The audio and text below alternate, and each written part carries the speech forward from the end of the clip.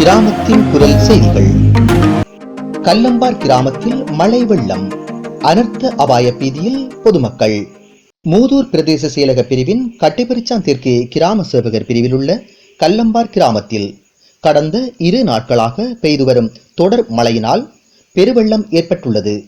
கடந்த சில ஆண்டுகளாக இக்கிராமத்தை சூழ உள்ள மழை நீரை வெளியேற்றும் இயற்கை வடிகான்கள் காணி உரிமையாளர்களால் ஆக்கிரமிக்கப்பட்டு மூடப்பட்டதால் மழைநீர் வெளியேற முடியாமல் வீதிகள், குடியிருப்பு காணிகள், தோட்ட நிலப்பகுதிகள் என கல்லம்பார் கிராமத்தின் பெரும்பகுதி நீரில் மூழ்கியுள்ளது.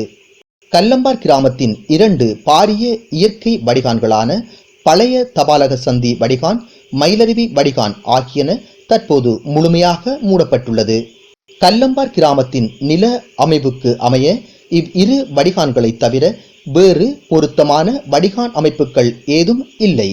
சேரன் தெரு முழுமையாக நீரில் மூழ்கியுள்ளதுடன் சங்கிலியன் தெரு, பாண்டியன் தெரு ஆகியனவும் பகுதியளவில் நீரில் மூழ்கியுள்ளன.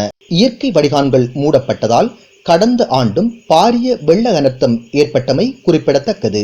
பிரதேச செயலகம், பிரதேச சபை ஆகியவற்றுக்கு பொதுமக்களால் முறைப்பாடுகள் மேற்கொள்ளப்பட்டும் இதுவரை தீர்வு எதுவும் பெறப்படவில்லை.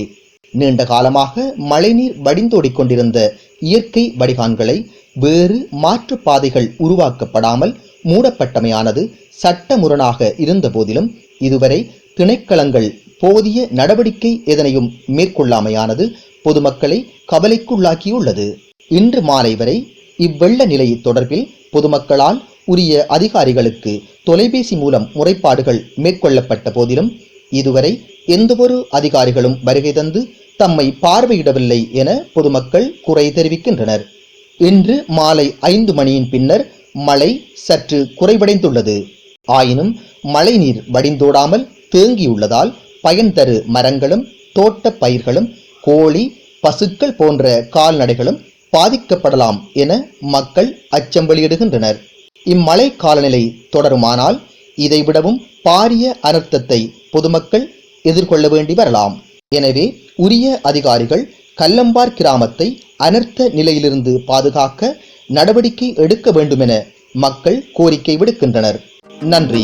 கிராமத்தின் குரல் செய்திகளுக்காக கட்டைப்பரிச்சானிலிருந்து மதுரன்.